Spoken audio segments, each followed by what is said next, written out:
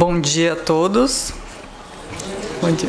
Meu nome é Débora, eu sou doutoranda da Universidade de São Paulo. Fui gentilmente convidada, ainda sem o título do doutorado, para presidir aqui esse painel das 15ª Jornada de Direito Processual. Então, eu gostaria de agradecer, primeiramente, ao convite do IBDP, no nome do professor aqui, Cássio Carpinella, que esteve dando uma rodada pelas salas na primeira palestra, e eu vou usar um pouco das reflexões dele aqui nessa primeira fala. E esse painel ele vai se propor a tratar, eu estou aqui com os meus colegas de mesa, que apresentarei quando eles forem fazer as suas apresentações, mas o painel vai tratar de precedentes em ações próprias do direito das famílias.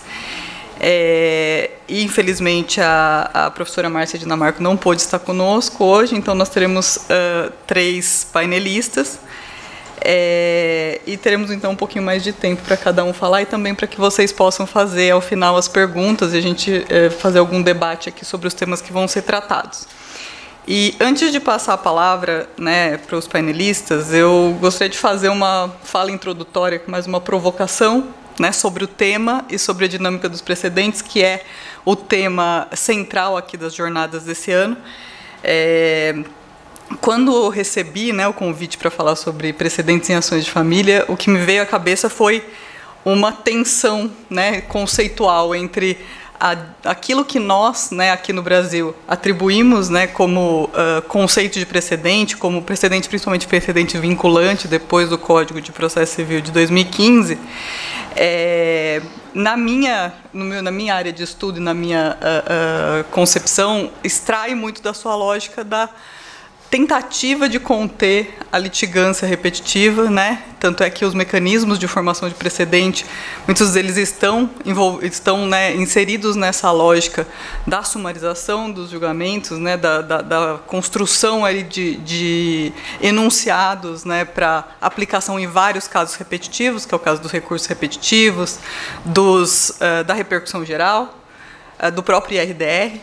Então, como é que a gente concilia essa ideia, né, dos julgamentos repetitivos e da ideia gerencial, de você gerenciar esse volume, com o direito de família, que é, pela sua natureza, um direito muito vinculado aos fatos e às provas, que o professor Rafael vai tratar aqui na apresentação dele, e que talvez seja a área do direito em que a gente possa usar de forma, né, mais cabível aquela máxima de que cada caso é efetivamente um caso, né? Então, o professor Cássio, quando fez essa ronda nas salas no primeiro painel, ele falou que tem uma preocupação muito grande enquanto cidadão, né, com a forma de formação dos precedentes, das suas aplicações, né, após a consolidação das teses, dos temas, porque estava aparecendo o Big Mac, né, que você não consegue nem tirar o gergelim. Então, vai produzindo em série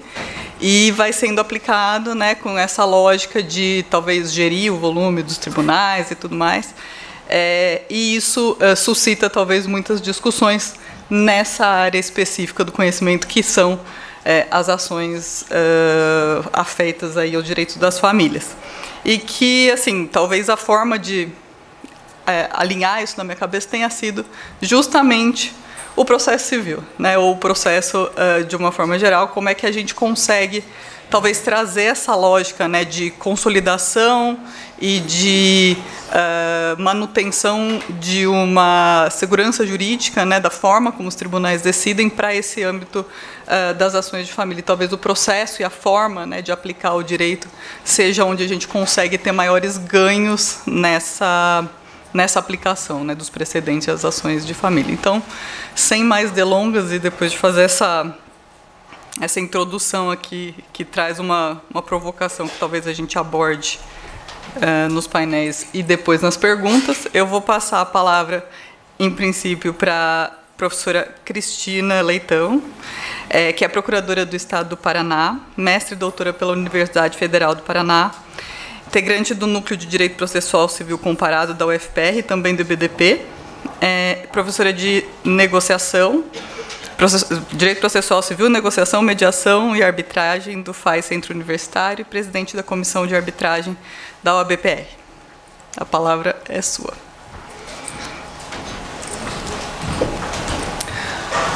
O controle do PowerPoint, até aí?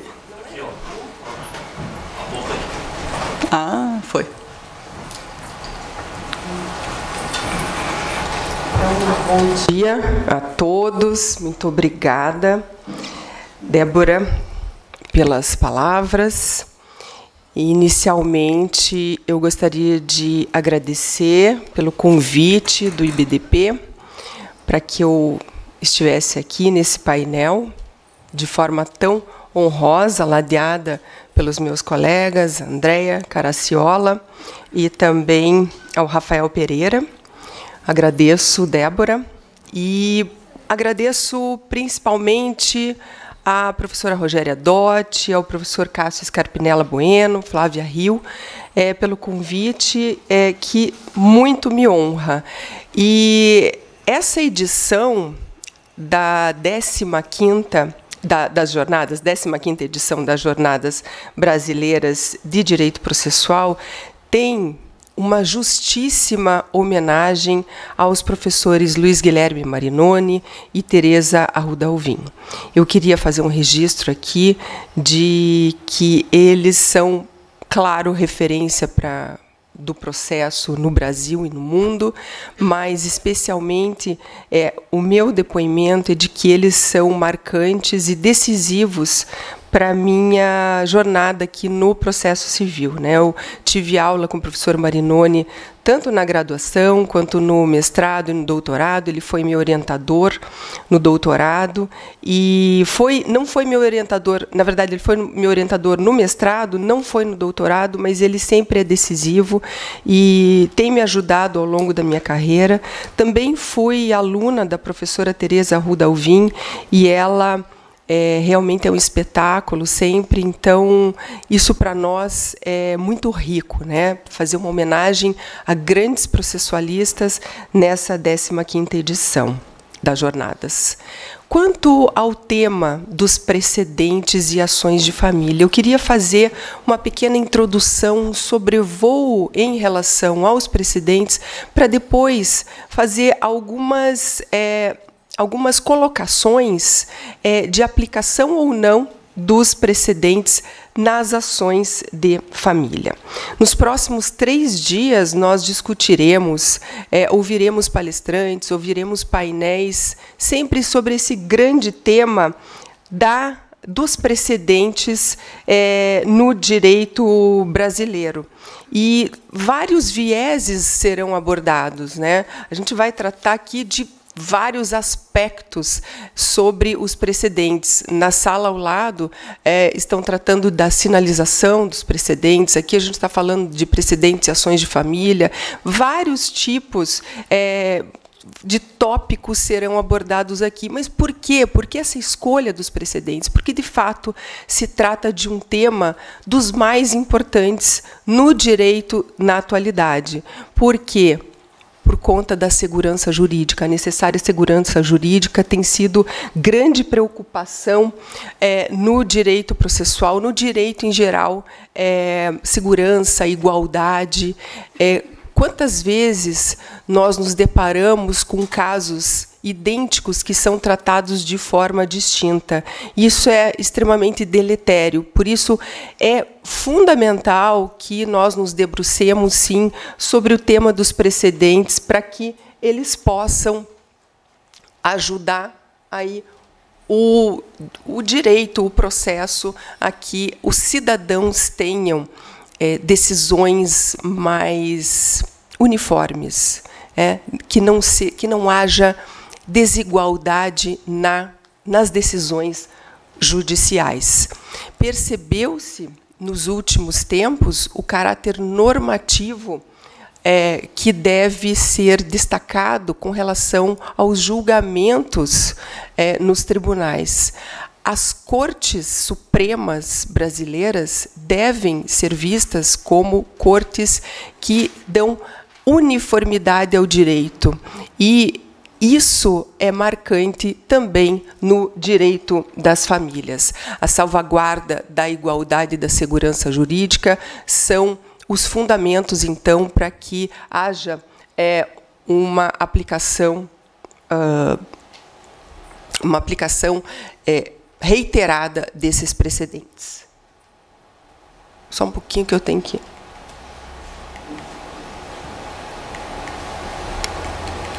Não está passando aqui? Opa. Brechton já falava que casos semelhantes têm que ser julgados de forma semelhante. E é esse o fundamento. No sistema da common law, Estados Unidos, Inglaterra, os precedentes são necessariamente levados em consideração, eles são o norte que é conferido nas decisões judiciais. Mas a gente sabe, vocês sabem muito bem, que no Brasil a nossa tradição é do civil law. Mas por que, nos últimos tempos, os precedentes têm sido tornados protagonistas? Justamente pela necessidade dessa segurança jurídica, dessa unidade ao direito. E aqui, falando um pouquinho do professor Marinoni, ele sempre destaca a necessidade das Cortes Supremas darem unidade ao direito para que essas decisões sejam necessariamente aplicadas no Brasil pelos juízes e pelos tribunais de segunda instância. É preciso que as decisões das Cortes Supremas, Superior Tribunal de Justiça e Supremo Tribunal Federal sejam efetivamente aplicadas, sejam observadas, para que não haja essa disparidade entre decisões judiciais. No direito das famílias, isso é marcante. Imaginem, no século passado, a questão das famílias monoparentais ou multiparentais. Então, decisões que foram proferidas nos últimos tempos acerca dos direitos das famílias, elas são fundamentais para que haja uma evolução do fenômeno das decisões judiciais. Imagine que a lei não consegue acompanhar a evolução social. Então, é preciso que haja precedentes que possam dar uma uniformidade e, assim, a aplicação do direito seja feita pelas cortes de segunda instância. O próprio legislador brasileiro, no Código de Processo Civil, estabeleceu algumas métricas para, justamente, trazer mais segurança jurídica, como as técnicas do IRDR, do IAC, dos recursos repetitivos, e isso caracteriza um pouco o que a gente tem falado como precedente no Brasil. Não a ideia do precedente originário do common law, mas houve uma adaptação no sistema brasileiro para que esse tipo de técnica conferisse mais igualdade e segurança jurídica. O próprio artigo 926, como todos sabem, estabelece que os tribunais devem uniformizar a jurisprudência e mantê-la íntegra e coerente. Só um pouquinho aqui. Não está funcionando muito bom. Tem que mirar ali, né?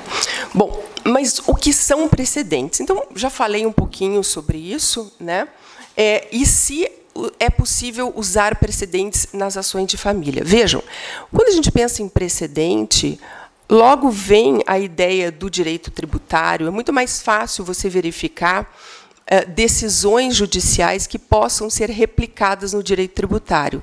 Mas os precedentes podem ser perfeitamente aplicáveis às ações de família. E eu queria aqui fazer algumas relações de alguns casos específicos em que isso acontece. Opa! Só antes... Desculpem.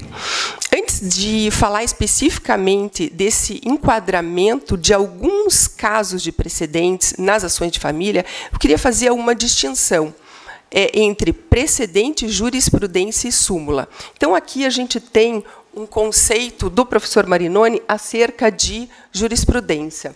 Atividade de interpretação da lei desempenhada pelas cortes para a solução dos casos, cuja múltipla reiteração gera uniformidade capaz de servir de parâmetro.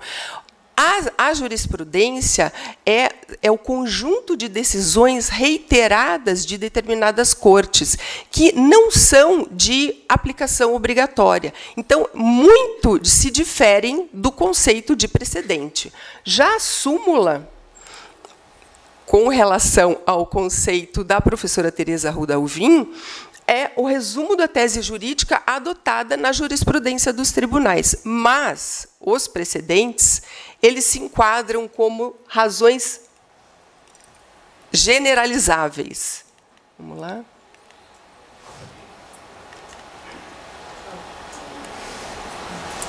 Aí, pessoal. Opa. Vamos lá. Mas aqui eu já pulei um pouco. O que são precedentes, então, aqui? A gente tem alguns elementos para estabelecer o que vem a ser precedente. E o professor Marinoni pode ajudar a gente. Ele diz que são razões generalizáveis que podem ser identificadas a partir das decisões judiciais. Trabalham sobre fatos jurídicos, operam dentro da moldura dos casos, e as razões são necessárias e suficientes para a solução de determinada questão, ou seja, o que a gente conhece como ratio decidendi. Os precedentes, necessariamente, segundo a doutrina do professor Marinoni, são proferidos pelas Cortes Supremas, o Superior Tribunal de Justiça e o Supremo Tribunal Federal. Ocorre que, no Brasil, a sistemática é feita de uma forma um pouco diferente, porque o artigo 927 do Código estabelece a obrigatoriedade de observância pelos juízes e tribunais de determinadas decisões, como aquelas proferidas nos incidentes de resolução de demandas repetitivas, IAC, recursos repetitivos, súmulas vinculantes, súmulas dos tribunais, né, aos quais os juízes estão integrados, de modo que é um pouco diferente esse conceito de precedente visto no sistema da common law e o precedente como foi adotado no direito brasileiro, no sistema processual brasileiro. De qualquer forma, a gente pode identificar alguns aspectos desse conceito de precedentes em alguns exemplos de precedentes de ações de família, como é o caso daquela decisão, daquele precedente sobre a multiparentalidade.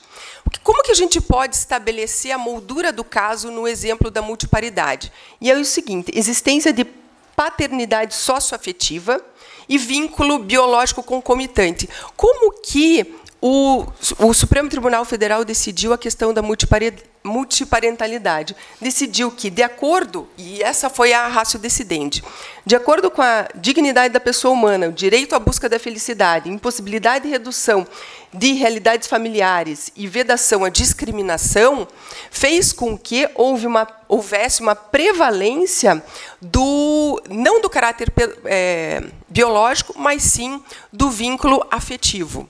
Então, dessa forma, a gente consegue identificar o precedente e a ratio decidendi dentro daquele julgado e estabelecer que esse tipo de decisão é obrigatória, é de observância obrigatória. Agora, eu tenho um outro exemplo aqui, que é do tema 1236, que estabeleceu que pessoas acima de 70 anos podem escolher o regime de bens, não obstante haja uma determinação do Código Civil de obrigatoriedade do regime de separação de bens. O que o Supremo Tribunal Federal entendeu? Que, de acordo também com a dignidade da pessoa humana, a autonomia individual das pessoas maiores de 70 anos e igualdade, elas têm direito, sim, a optar pelo regime de bens que elas bem entenderem. Então, desse precedente, a gente consegue extrair os fatos generalizáveis, a moldura do caso, que é o fato de a pessoa ser maior de 70 anos. E, além disso, a gente extrai a ratio decidendi, que é esse conjunto de motivos determinantes que fizeram com que a Corte Suprema chegasse a essa conclusão.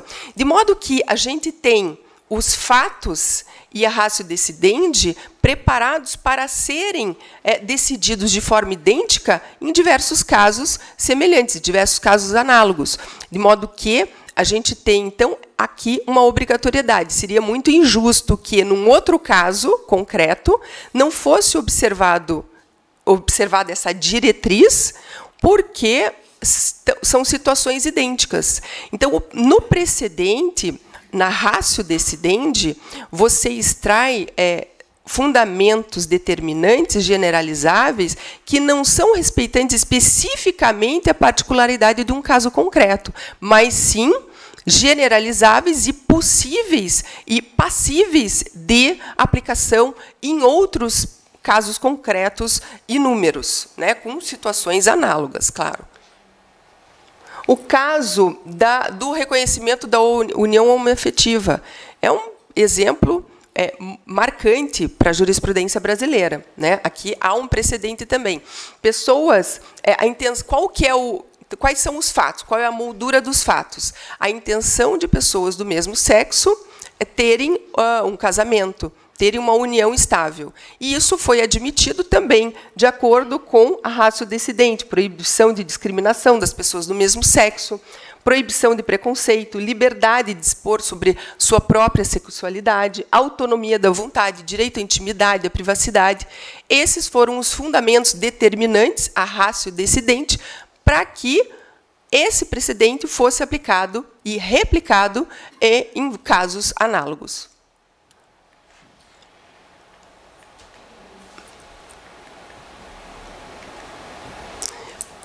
Esse outro caso também é marcante e se trata de um precedente, porque a gente tem,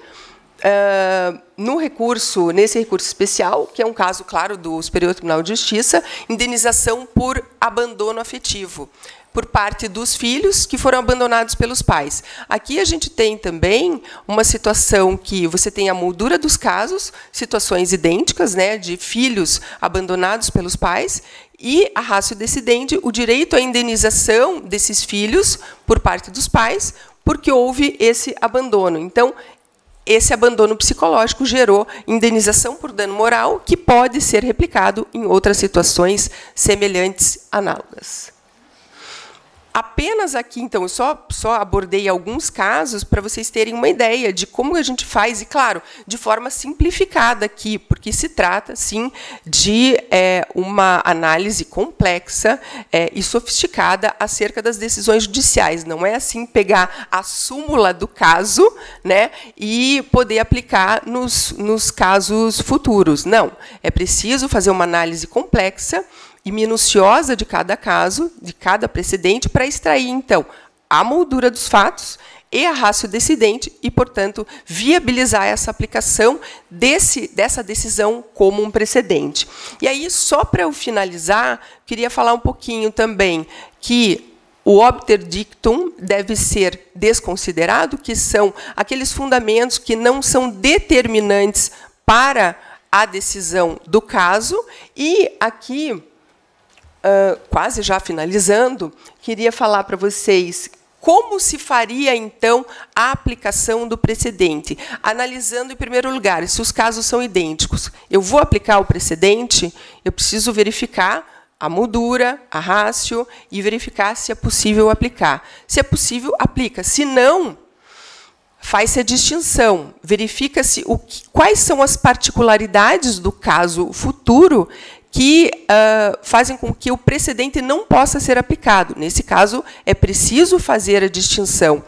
É preciso apresentar essas particularidades para que não seja aplicado o precedente.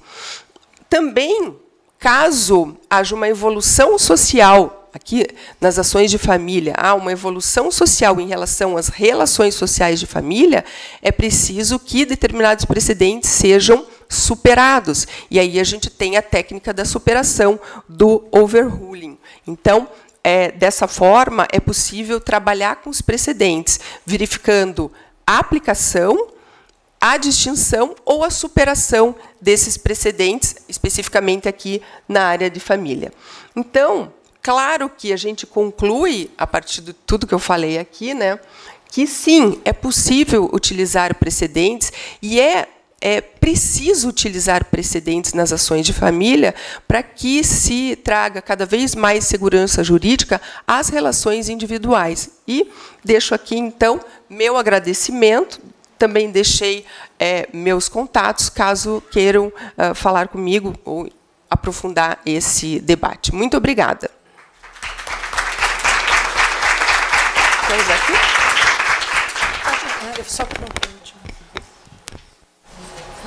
Muito obrigada, professora Cristina. Da sua fala, né, durante a sua fala e os exemplos, né, que você trouxe aqui como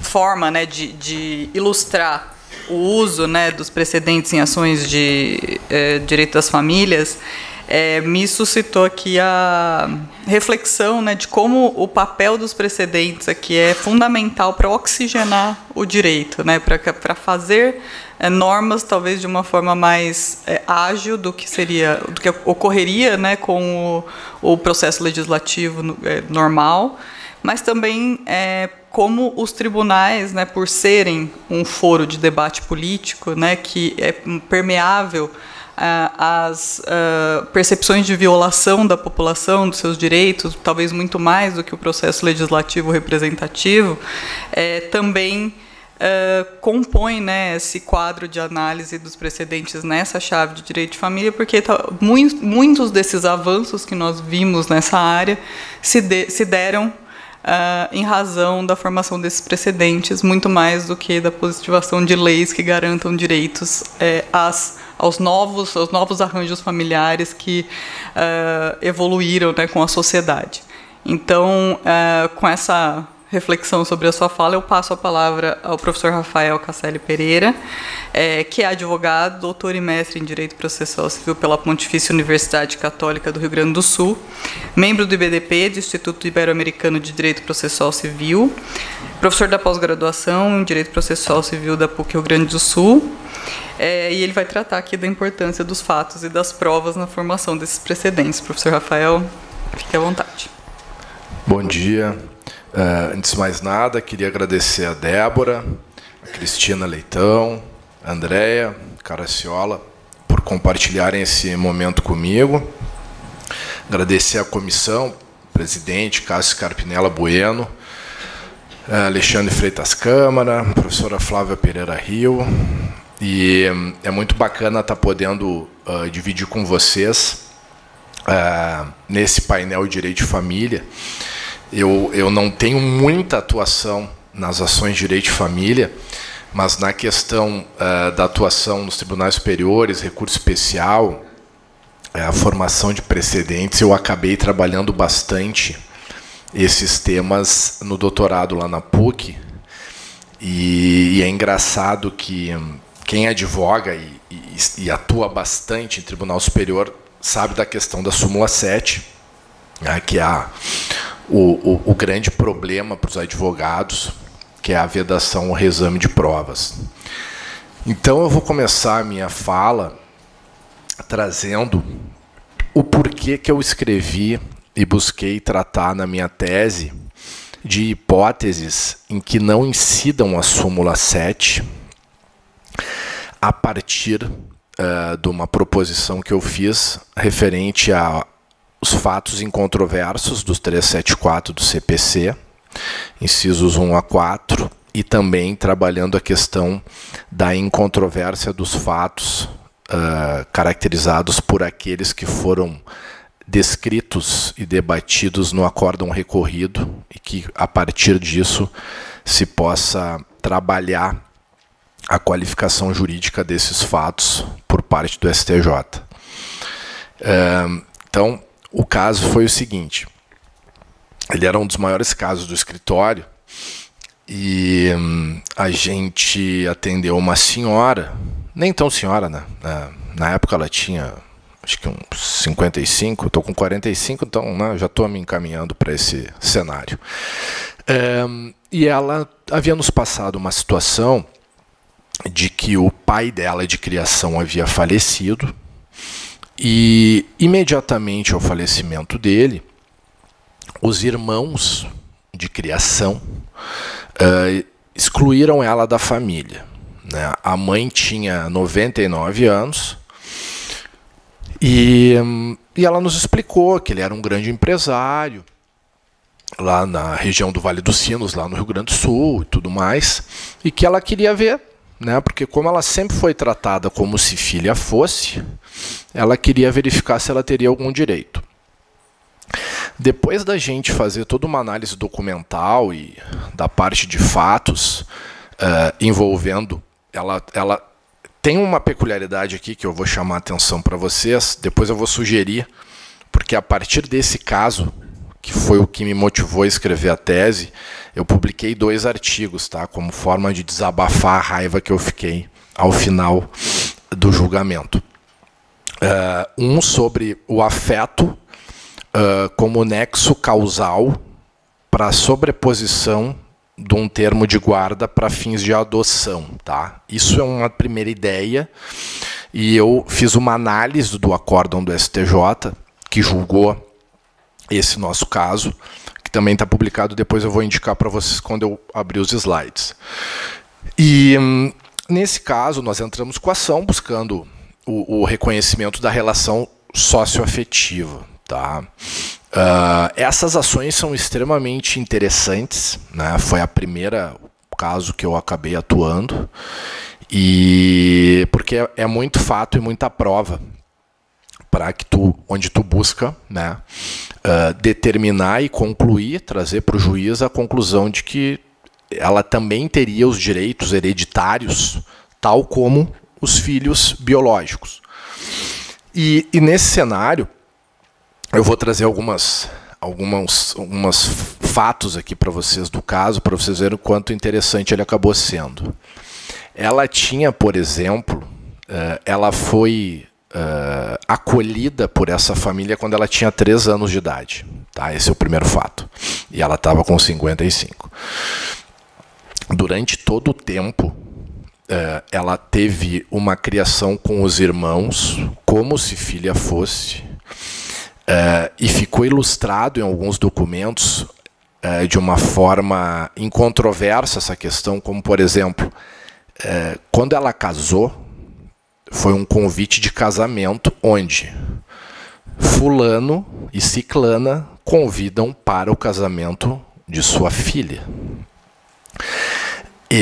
Haviam fotos dele entrando com ela no altar com o braço, né, tal como a gente vê que ocorre na prática dos casamentos na igreja. Ele deu para ela um imóvel como presente de casamento, vários convites, várias festas em família, sempre com os registros. Teve uma época que ela foi estudar fora, que eles pagaram para ela, que até tem trocas de carta, que na época não havia WhatsApp nem e-mail, e falando, eles se referindo, beijo da mãe e do pai, a mãe te ama. Estou trazendo esses fatos porque nessas ações a gente sabe o peso que tem esses documentos. Evidentemente, a família que tinha a intenção de afastar qualquer benefício patrimonial, tanto que com o óbito do pai de criação, excluíram ela do convívio, inclusive da mãe, fizeram toda a defesa, né, no sentido de que não, que haviam ressalvas, que não era bem assim, etc. Foi feita uma audiência de instrução, que eu participei, que foi a coisa mais triste, porque a mãe queria se aproximar da nossa cliente, e os filhos praticamente fizeram um cordão de isolamento, assim, uma coisa... E foram ouvidas testemunhas que cada uma ponderou para um lado ou para o outro. Mas, de qualquer forma, veio a sentença de improcedência, entendendo que não era bem assim a história. Nós fizemos recurso de apelação. O julgamento, o relator, para quem atua bastante em família, até no Rio Grande do Sul, até o desembargador Rui Portanova, ele é bem conhecido, inclusive por muitas decisões pioneiras em determinados assuntos. Nós fomos fazer a sustentação oral, e até no artigo que eu escrevo e critico a decisão final, eu trabalho muito o voto do desembargador Rui Portanova. ele fez um acórdão em 25 páginas, descrevendo detalhadamente os fatos e provas que levavam à reforma da decisão. Em contrapartida, o desembargador relator, isso eu tenho lá no escritório, né, o voto dele foi de um parágrafo. No sentido de que, se fosse acatar a tese, iria prestar um desserviço à comunidade, queria pôr em risco a questão de tu ter a guarda de alguém, que ninguém mais iria querer ter a guarda de alguém. Eu chamo a atenção da questão da guarda, porque nesse processo, existia essa peculiaridade de haver um termo de guarda.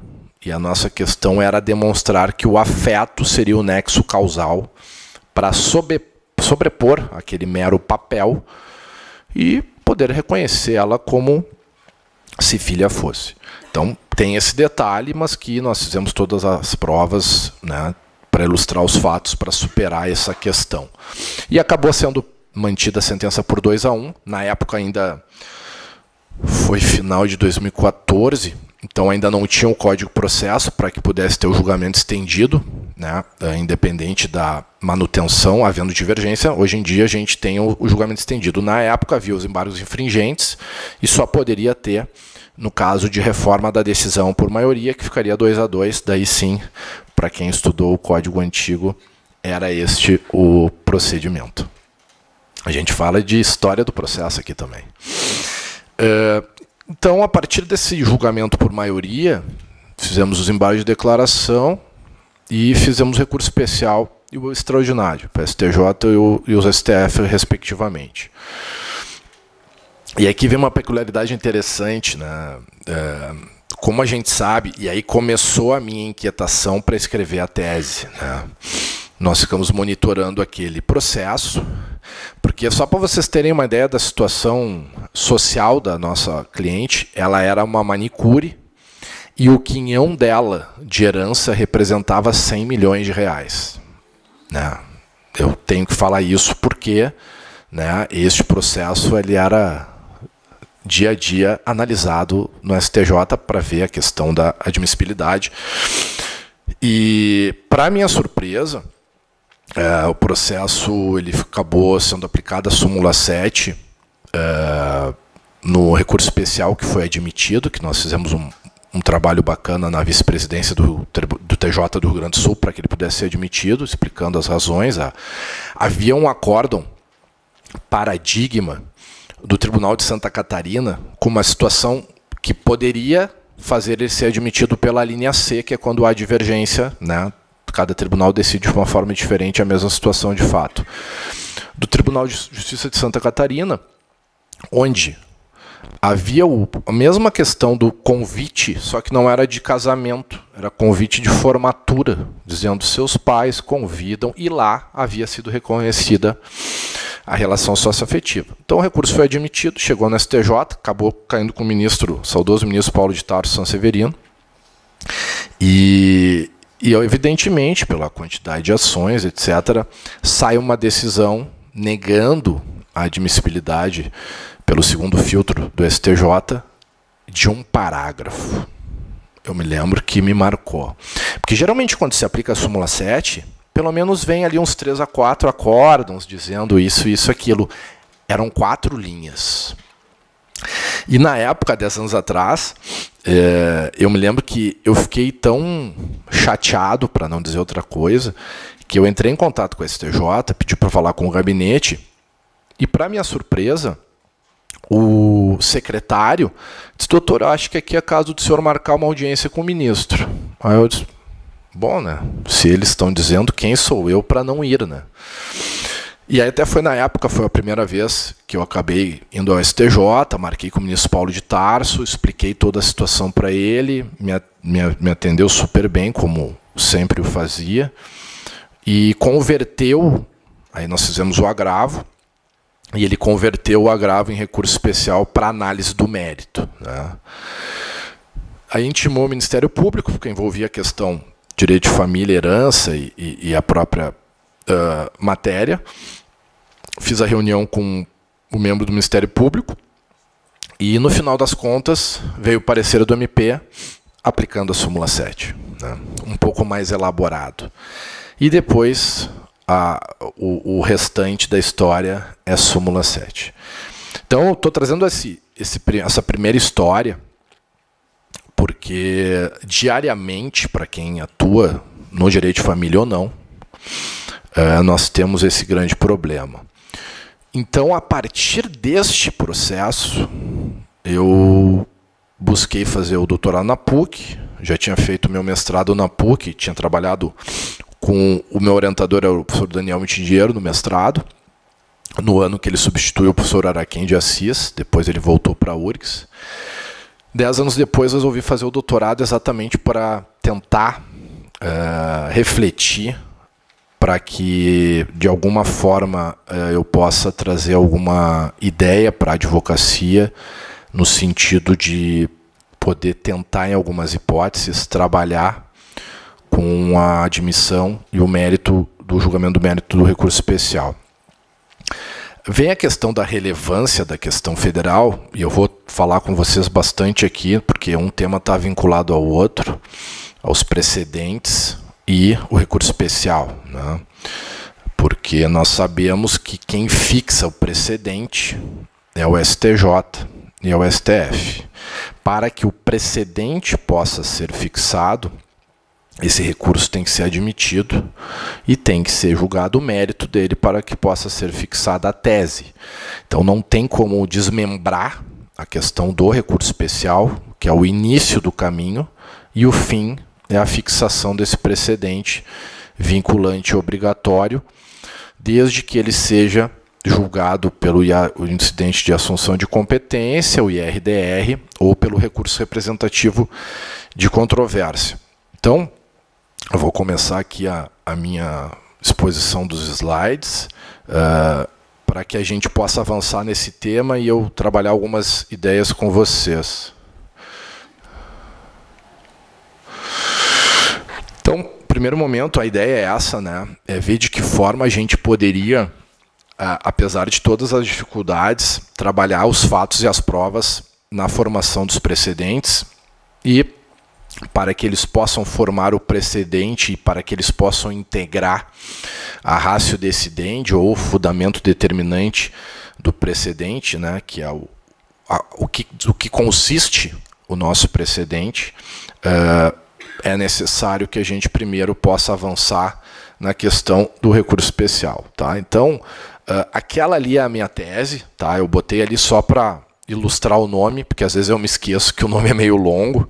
Nome de tese, às vezes a gente trabalha essa questão, mas a ideia é essa, é uma forma de que a gente possa tentar fazer com que o recurso seja admitido e possa ter o mérito dele julgado a partir da existência dos fatos e provas e das hipóteses do 374, que é a questão do fato incontroverso, fato confessado,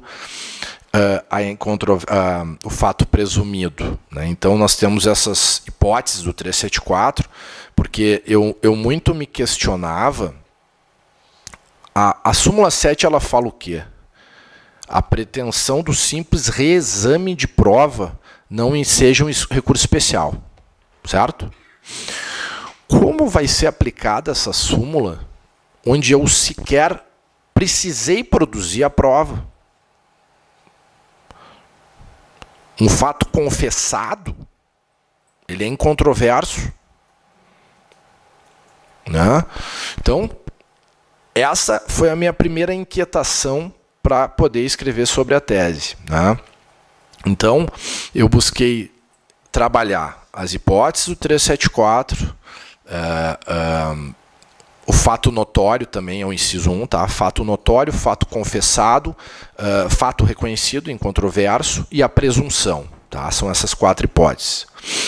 E a partir de uma pesquisa do STJ e de conceitos e institutos, de teses e dissertações e artigos envolvendo essas questões, eu pude tentar avançar nessa questão para trabalhar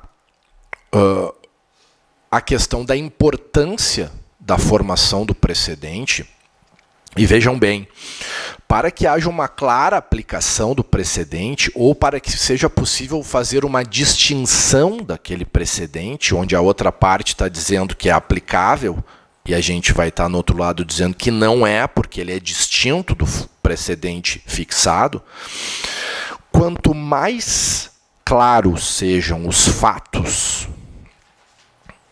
mais claro vai ser a consequência jurídica. E aí nós sabemos que o núcleo, a ratio decidente do precedente, ela é constituída do quê?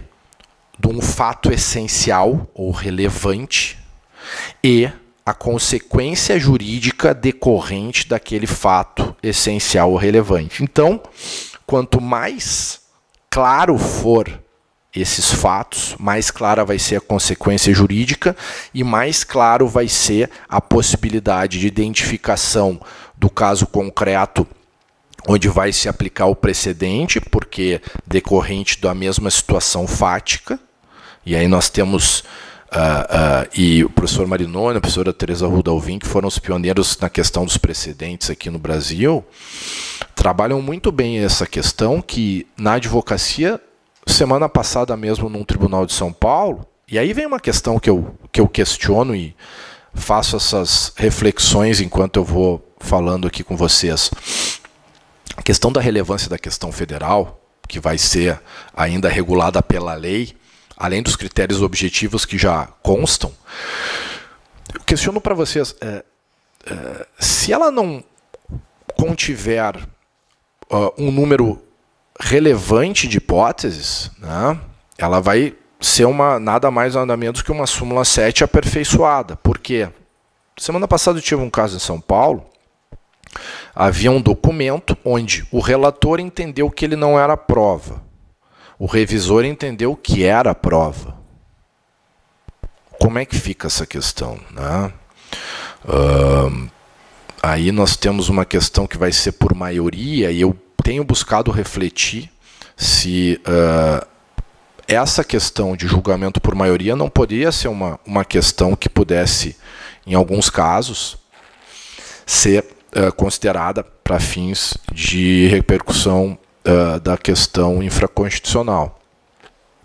Além da própria questão do julgamento do recurso divergente, né, da linha C do 105.3 da Constituição, que, pelo que consta até então, ele só seria julgado desde que superasse o valor da causa 500 salários mínimos, né? Não haveria mais uma obrigatoriedade no julgamento de um recurso especial onde 2 tribunais distintos decidem de forma divergente a mesma questão fática. Então isso me parece que deve ser muito, muito bem pensado e aperfeiçoado na questão do julgamento, da elaboração dessa lei.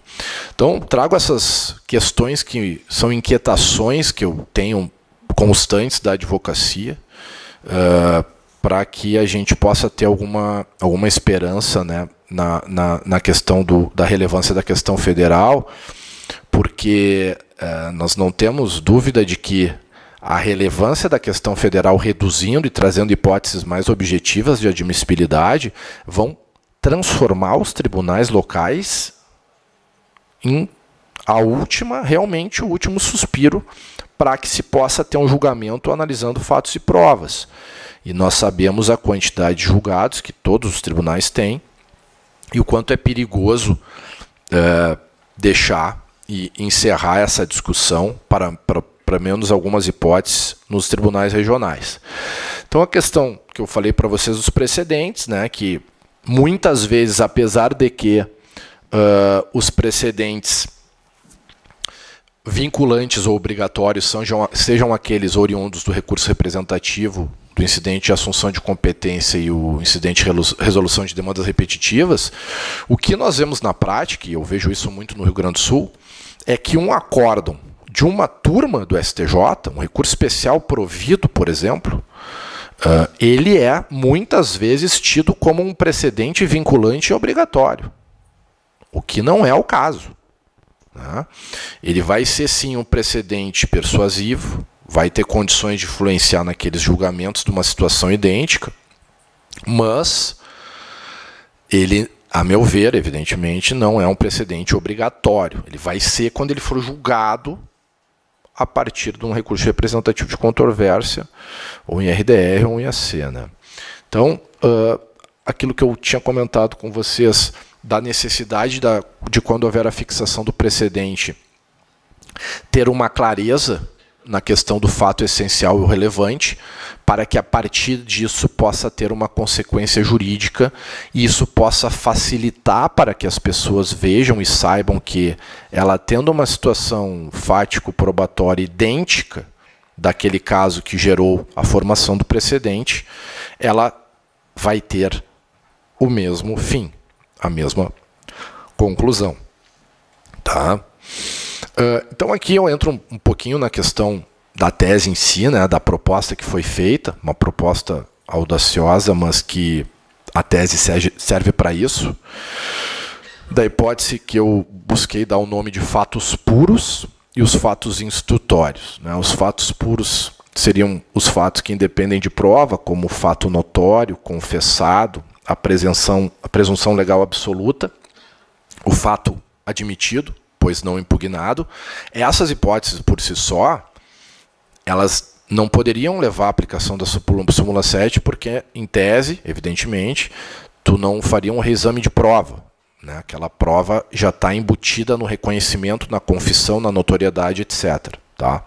E a segunda categoria seriam os fatos instrutórios, os fatos que dependem de alguma prova típica ou atípica, que seria o fato cuja notoriedade foi contestada e depois se formou uma incontrovérsia a partir da conclusão dele, o fato confessado por depoimento pessoal, que é um fato instrutório porque é originado a partir do depoimento pessoal que leva à confissão, e a presunção legal relativa e judicial. Então, na tese tem todos esses itens do 374, esses incisos 1 a 4 mais aprofundados, tá?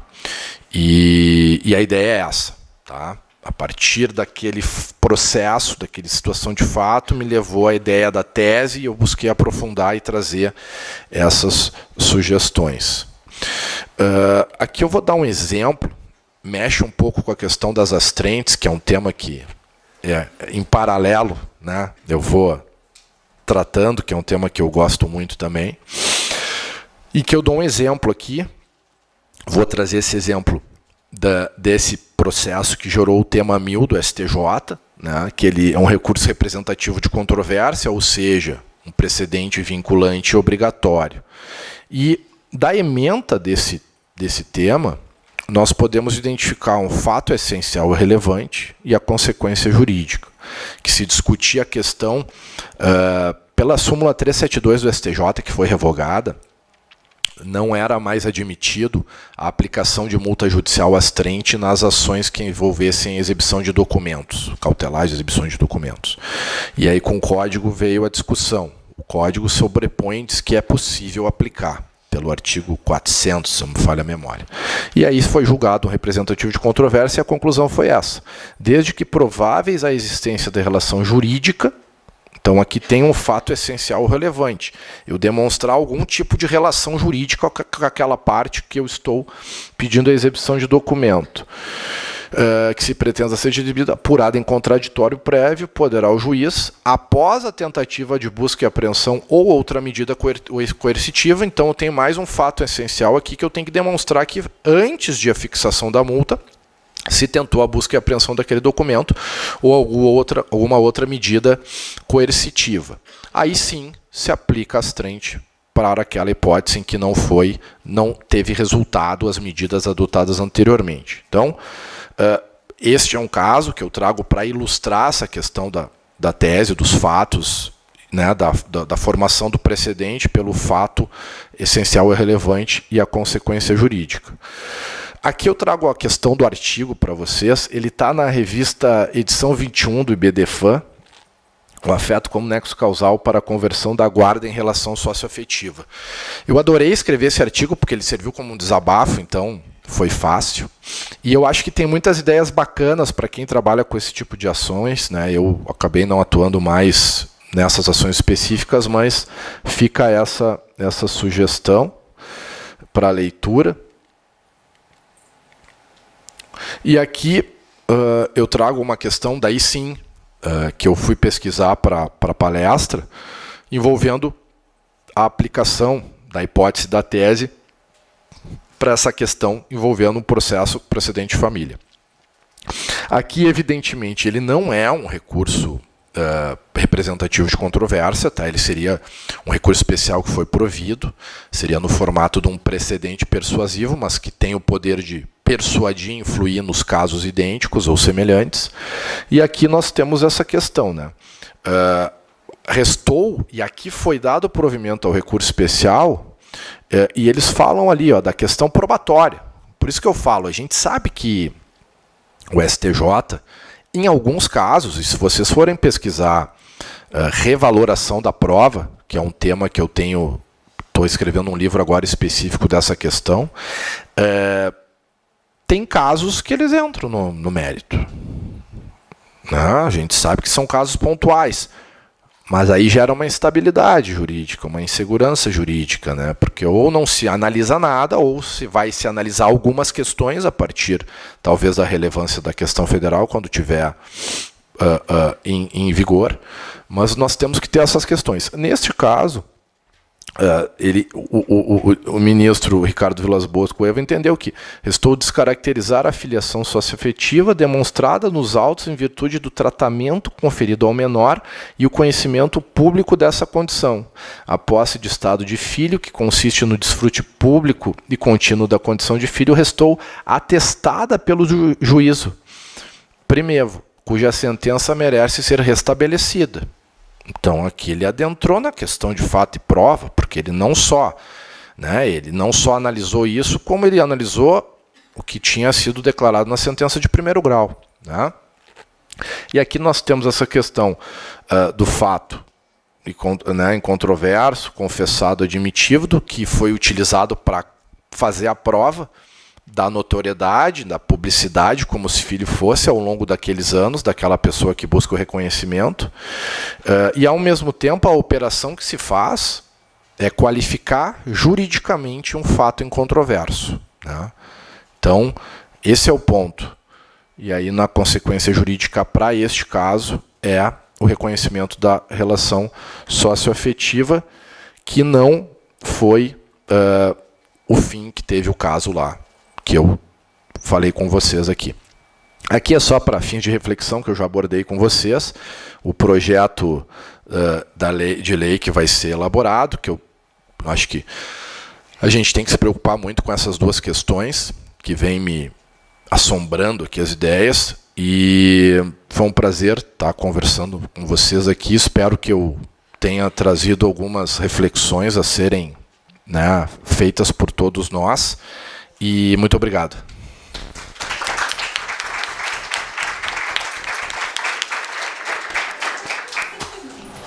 Obrigada, professor Rafael, pela super clara e ilustrativa exposição, né? Acho que casos concretos ajudam a gente a trazer...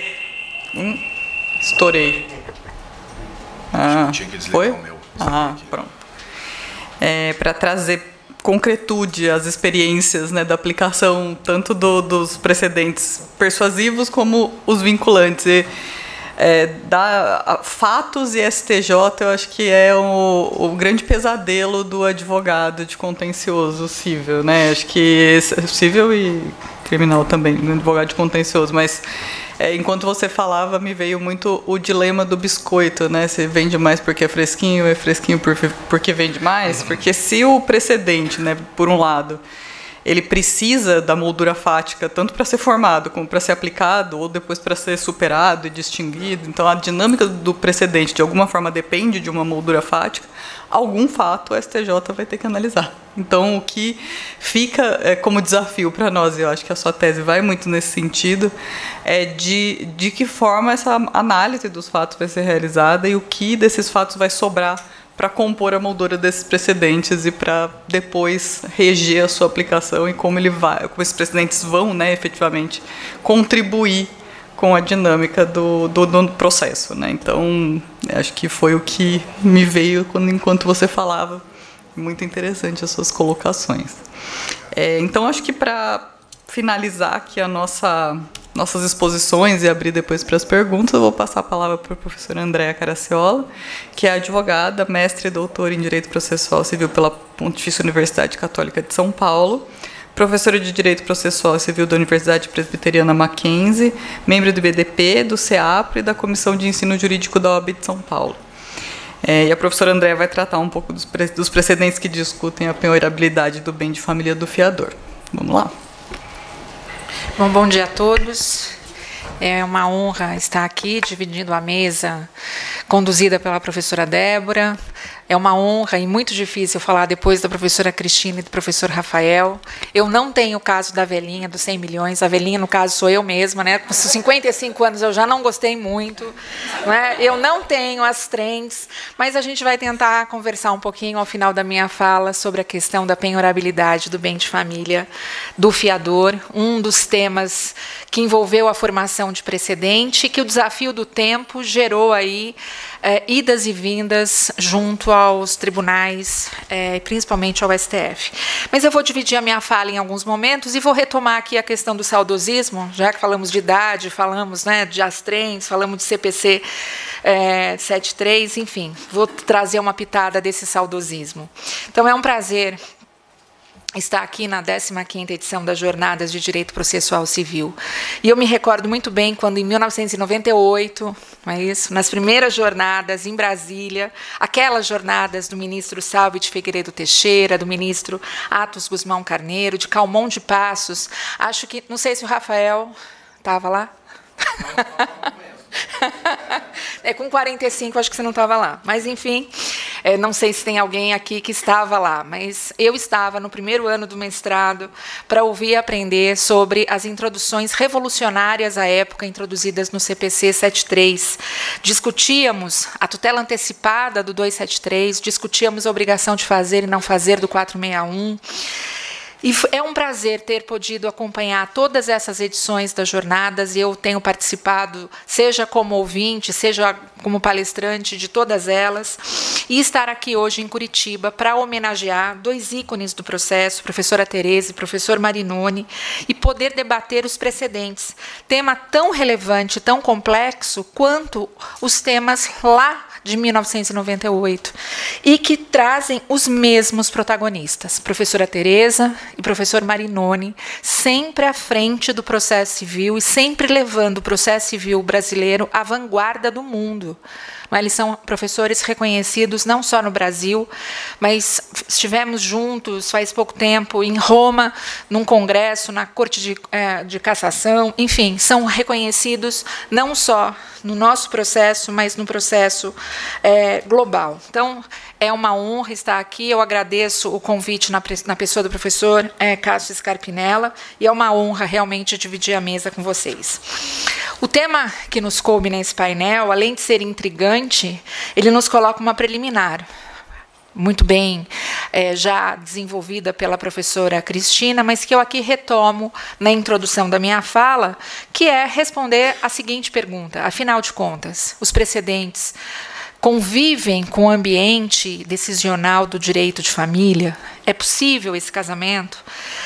E a gente, inevitavelmente, quando volta os olhos ao Código vigente, ao CPC 15, se depreende, né, se depara com a questão da supremacia dos precedentes, que assumem um papel central no sistema de justiça, reconhecendo-se em decisões anteriores a questão do núcleo decisório para conferir maior estabilidade, previsibilidade ao sistema jurídico, como forma de uniformizar, de dar coesão a esse sistema, reduzir morosidade, conferir economia processual e fortalecer a segurança.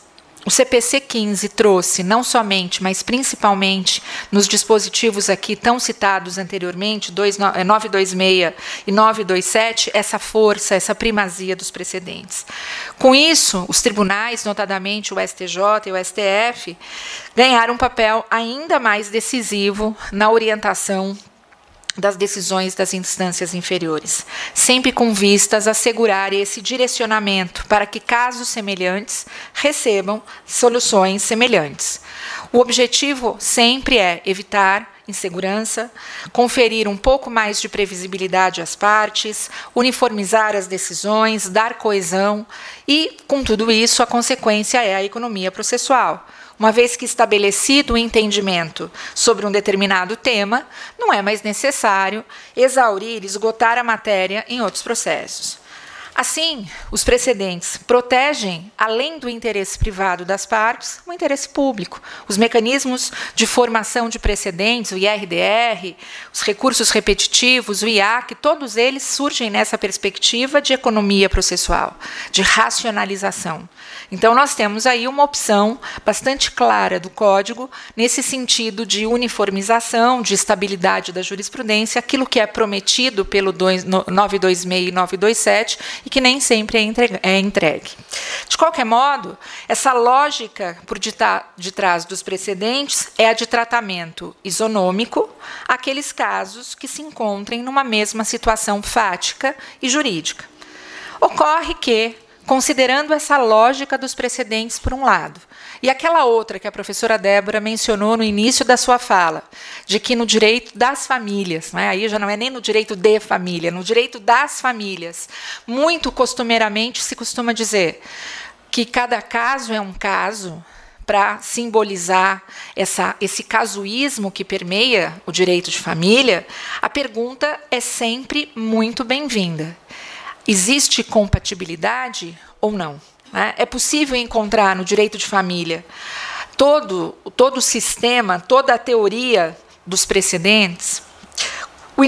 Como início de nossa resposta, e o professor Rafael desenvolveu isso muito bem, mas como início de nossa resposta, um primeiro ponto que a gente tem que destacar é que a teoria dos precedentes não exige essa estrita identidade de casos, dos fatos do caso paradigma com os fatos do caso futuro, do caso subjúdice, bastando uma similitude suficiente. Mas, para muito além dos fatos, o que importa são as razões vinculantes relacionadas às questões de direito. Estas, sim, mais genéricas, mais abstratas e mais objetivas. E quando a gente olha exemplares relacionados a precedentes no ambiente decisional do direito de família, nós encontramos algumas situações bem ilustrativas. A questão da acumulação de pedidos de prisão e de penhora no mesmo procedimento para execução de dívida alimentar. Aliás, pensei muito em falar sobre esse tema, aí mudei de ideia. Uma segunda questão, que também vem operacionalizada em forma de precedente, a conversão do procedimento da prisão para o da expropriação, prestigiando o princípio da flexibilidade procedimental, adaptabilidade do procedimento às peculiaridades da causa. O que se altera é apenas a medida executiva, considerando aí dívidas alimentares. Um terceiro exemplo, a impossibilidade de reconhecimento de união estável concomitante ao casamento. E chegamos aí no tema que efetivamente eu resolvi conversar com vocês, que é o precedente relacionado ao tema 1127 da repercussão geral do Supremo, que trata da penhorabilidade do bem de família do fiador. Então, vamos conversar um pouquinho sobre o tema 1127 da repercussão geral, que trata da penhorabilidade do bem de família do fiador, garantia dada em contratos de locação. A bem da verdade, o que o tema 1127 faz é apenas reforçar a letra da Lei 8.009. Reafirmar a exceção vinculada no artigo 3º, inciso 7º, quanto à possibilidade de ser penhorado o bem de família do fiador, dado em garantia em contratos de locação, sem qualquer distinção entre contratos de locação residencial ou não residencial. Mas para que nós tivéssemos esse tema estabelecido, para que chegássemos a essa conclusão, décadas se passaram. O tema foi cheio de idas e vindas junto ao judiciário. Esse foi um tema que impôs o desafio do tempo junto aos nossos tribunais, na formação do precedente. Em perspectiva histórica, apesar de nós encontrarmos essa previsão na letra da lei, e aí eu repito, a letra da Lei 8.009, que trata da impenhorabilidade do bem de família, que traz algumas exceções, e uma delas é acerca da penhorabilidade do bem de família do fiador. Apesar, portanto, de nós encontrarmos essa previsão na letra da lei, ao longo dos tempos, muito se discutiu se essa exceção à impenhorabilidade feria ou não o direito fundamental à moradia. Notadamente, com a Emenda Constitucional 26, de 2020, a pergunta era se a Lei 8.009 havia sido recepcionada ou não pela Emenda Constitucional. Foi só em 2010 que o STF firmou um posicionamento mais robusto sobre o tema, com o julgamento submetido à repercussão geral, firmado o tema 295, no julgamento de recurso extraordinário da relatoria da ministra Ellen Grace. Firmou-se, então, a seguinte tese. É constitucional a penhora de bem de família pertencente a fiador em contrato de locação, em virtude da compatibilidade da exceção prevista no artigo 3º, inciso 7º, da Lei 8.009, com o direito à moradia consagrado no artigo 6º da Constituição, com redação da Emenda Constitucional 26 de 2020. Acontece que no tema firmado de número 295 não havia distinção entre bem de família do fiador dado a contrato de locação residencial e não residencial. Surgindo aí, portanto, o chamado distinguish inconsistente, ou inconsistent distinguish, entre locação residencial e locação comercial, para fins de possibilidade de penhora do bem de família do fiador. Novamente, o tema voltou ao STF, já em 2018, em decorrência da ausência de distinção. O tema voltou para a primeira turma do STF, em 2018, por meio do recurso extraordinário 605-709, agora de relatoria do ministro Dias Toffoli. E se concluiu, por maioria, pela impenhorabilidade do bem de família do fiador de locação comercial ou não ou residencial. Portanto, o ministro Dias Toffoli entendeu que a Lei 8.009, na sua exceção trazida no artigo 3º, não era compatível com a proteção ao direito de moradia. Trago aqui um trecho da decisão. Penhora de bem de família do fiador. Incompatibilidade com o direito à moradia e com o princípio da isonomia. Obviamente que todas essas idas e vindas trouxeram sempre uma instabilidade econômica e no mercado de locação infinita essa instabilidade. Quem atua com locação, quem mexe com o mercado imobiliário, sabe do que eu estou falando. Porque os locadores se sentiam sempre na insegurança em relação à fiança. Afinal de contas, essa fiança, né, se eu tenho uma fiança fidejussória, como é que vai se comportar a questão do bem de família? De qualquer modo, mais recentemente, agora em 2021, novamente a questão voltou ao STF, por meio do recurso extraordinário 1.307.334, afetado com repercussão geral pela relatoria do ministro Alexandre de Moraes, e a matéria, portanto, retornou pela enésima vez ao STF. Reafirmada a constitucionalidade da exceção legal, portanto, reafirmada a exceção prevista na letra da Lei 8.009, permitindo-se a penhora do bem de família, superada a distinção, portanto, sem qualquer distinção entre contrato de locação comercial ou residencial, e a tese firmada no tema 1127 surge da seguinte forma: é constitucional a penhora de bem de família pertencente a fiador de contrato de locação, seja residencial, seja comercial. E a gente aguarda, né, que depois de tantas idas e vindas, o tema efetivamente, sobre esse tema, haja uma pá de cal, para que isso confira, pelo menos, alguma previsibilidade ao mercado locatício e uma previsibilidade às partes, que elas entrem no jogo da locação, sabendo efetivamente o ônus que cabe a cada uma delas. E a pergunta que fica é: mas será que poderíamos ter evitado tantas idas e vindas? Né? Será que teríamos chances de ter evitado talvez se nós tivéssemos a força desse precedente vinculante implantado há algum tempo atrás, né? Embora nós estivéssemos falando de um código de 73, onde esses mecanismos de formação de precedente ou de uniformidade não eram tão destacados assim.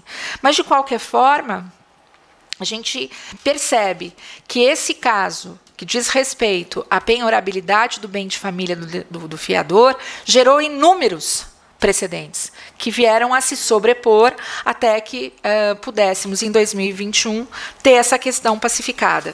É claro que, durante todo esse período de instabilidade, muito se perguntou se era possível resolver o problema por cláusula de negócio jurídico processual, que dá um outro painel, não é? Será que é possível, em contratos de locação, estabelecer a inserção de uma cláusula por negócio jurídico processual? Bom, aí vamos ter uma outra discussão, se a matéria é de ordem pública, e efetivamente o é, mas vou ser honesta a vocês que eu inseri, durante esse lapso aí, na tentativa de preservação de quem representava, no caso, o locador, mas a matéria não chegou a ser apreciada jurisdicionalmente. Mas eu lá, enquanto se pendia a discussão, inseri cláusulas nesse sentido em contratos de locação que redigi, em razão dessa instabilidade toda que vivenciamos, em razão da ausência de formação de um precedente estável. De qualquer modo, essa é a minha fala. Estou aberta para que a gente possa conversar. Agradeço mais uma vez o convite. É uma honra ter podido dividir a mesa com vocês. Obrigada a todos.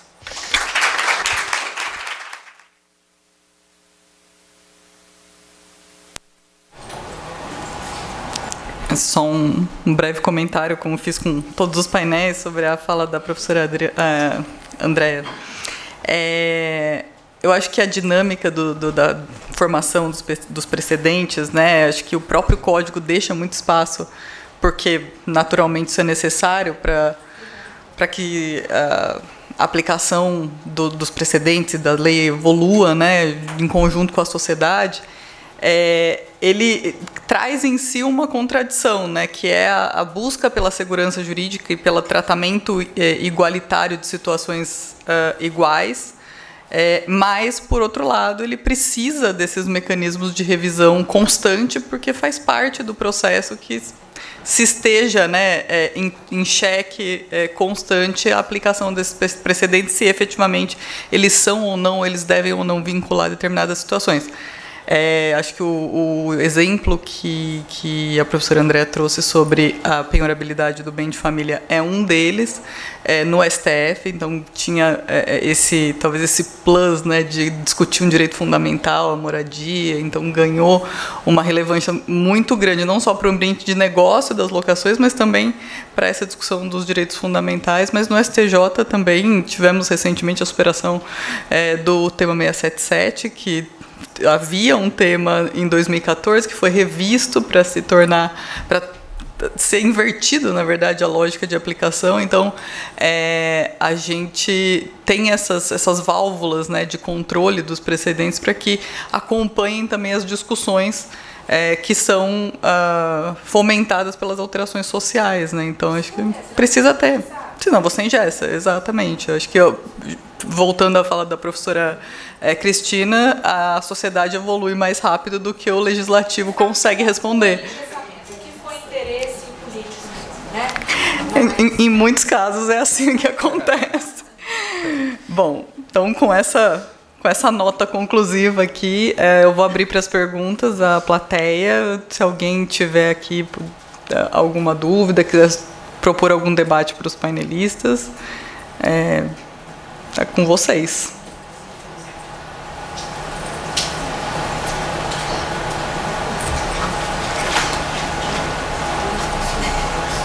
Não?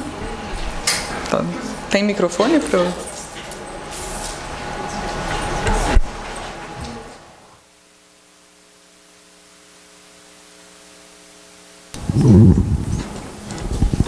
Olá, bom dia a todos. Me chamo Gabriel, eu sou aluno do mestrado da UERJ.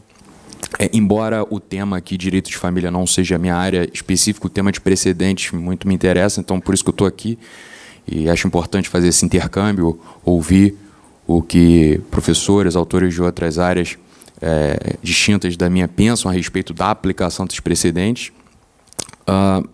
E, na verdade, eu não queria fazer uma pergunta, mas me provocou aqui na cabeça o comentário da professora agora sobre o tema 677 e a importância, e aí eu queria até passar a bola para os professores, com todo respeito, é claro, né, que é quem a gente veio escutar, mas sobre a importância também da gente modular esses precedentes, né, para fins de segurança jurídica, porque, a exemplo do 677, houve a oposição de embargos de declaração exatamente com o intuito de trazer segurança jurídica às relações que já existiam, quer dizer, depósitos judiciais que já estavam há anos ali no processo, e a partir de agora a gente faz o quê? Correção, juros de mora, a gente vai corrigir o que está depositado há 10 anos, porque lá atrás era interessante de repente pagar, para que esperar tanto tempo, né? Então eu estou usando o exemplo do 677 para trazer também, jogar à luz aqui a importância da gente modular os efeitos e se tratando do direito de família, a sensibilidade das discussões,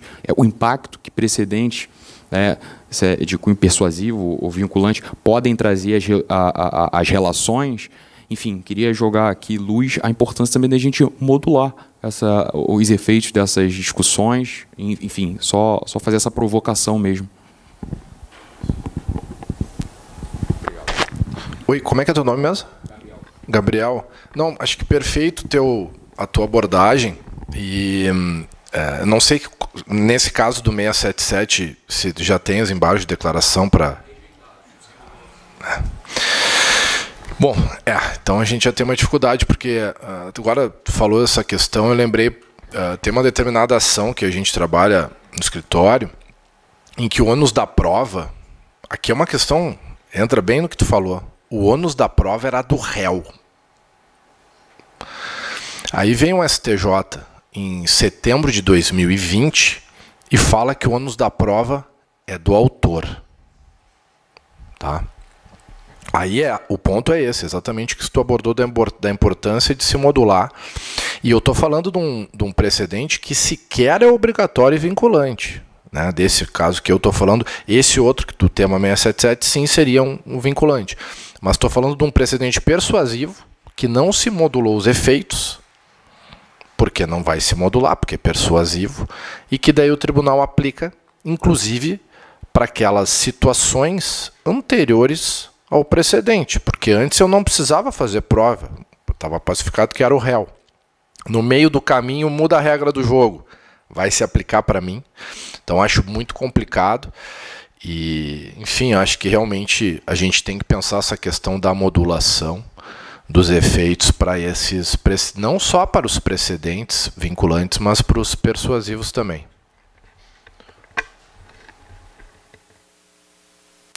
Só um comentário, de fato, se a segurança jurídica é o escopo dos precedentes, de tudo que a gente tem falado, é preciso que o precedente não infirme a segurança jurídica em determinadas situações, exatamente como essa. Se você já está numa fase não probatória, já ultrapassou a fase probatória do processo e tem uma decisão invertendo o ônus da prova, você tem que viabilizar que esse indivíduo possa novamente produzir a prova. Quer dizer, você vai voltar atrás no processo. Então, tem que por isso a questão realmente é muito complexa, né? É segurança jurídica, mas cuidando com aquelas situações já consolidadas, né? Então, você tem uma decisão que é prospectiva, mas não pode esquecer daquilo que ainda está pendente. Eu só reitero a fala dos meus colegas, acho que é bem nesse sentido. Falar em precedente é falar o tempo inteiro modulação, né?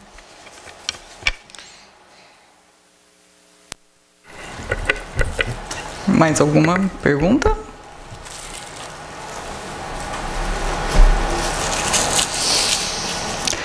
Bom, então acho que a gente pode encerrar um pouco mais cedo. Estávamos até 12h30 agendados aqui no painel, mas infelizmente a ausência da professora Márcia Dinamarco nos deu um pouco mais de tempo para a gente migrar para os demais painéis.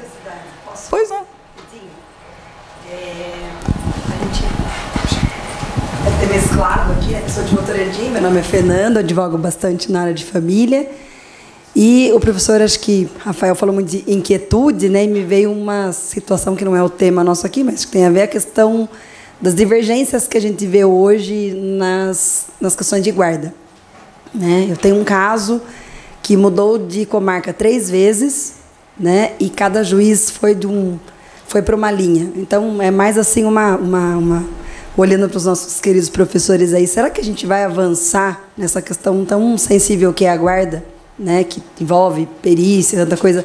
Será que a gente vai ter uma linha tênue com algum precedente? Vocês acreditam que a gente vá, talvez, buscar uma segurança um pouco mais que atinja o objetivo em si, né? Que é a proteção integral, essas coisas todas que a gente busca? É mais, você falou de inquietude, me veio aqui uma questão.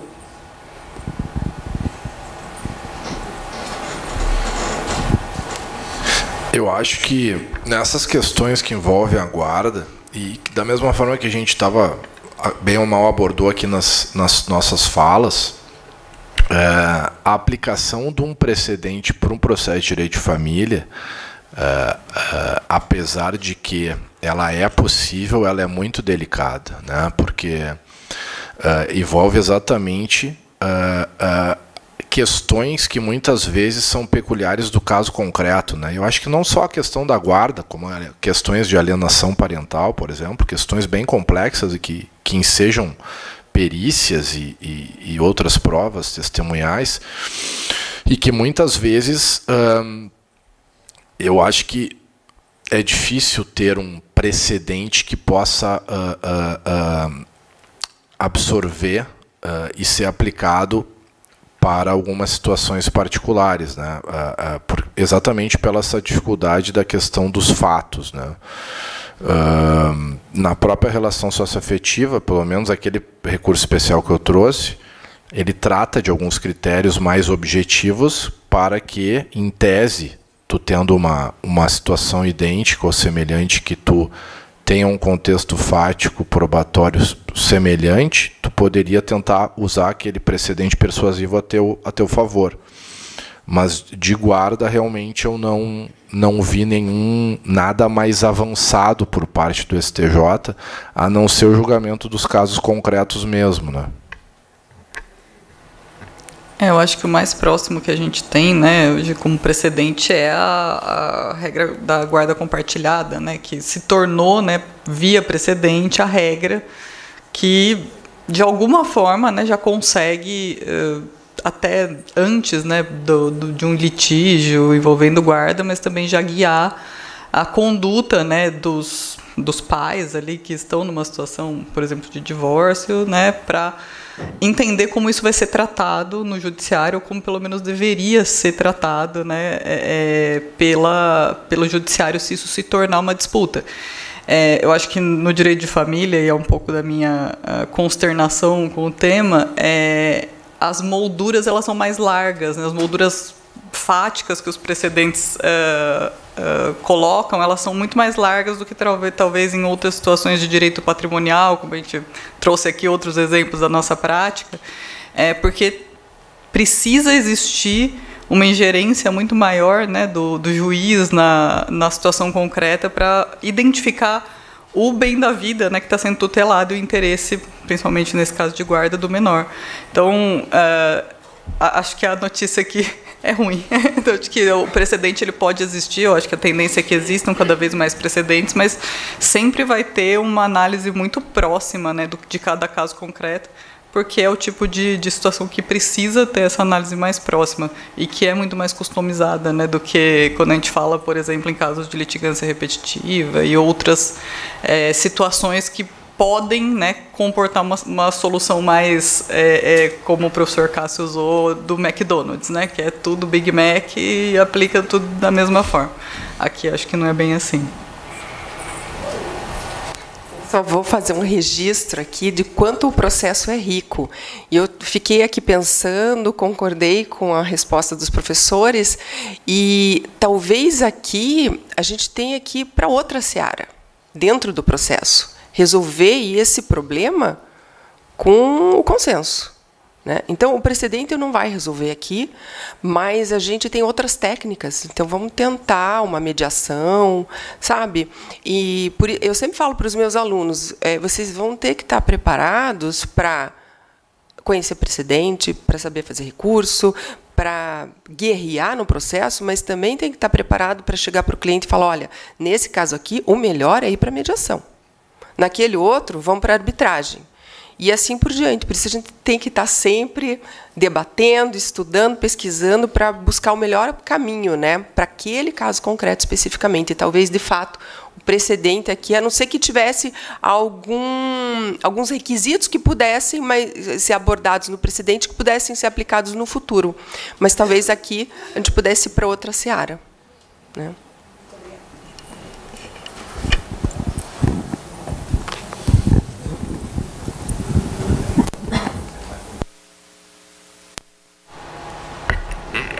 É isso então, pessoal. Muito obrigada pela presença de todos, pelos meus colegas de painel, e tenham todos uma excelente jornada de processo.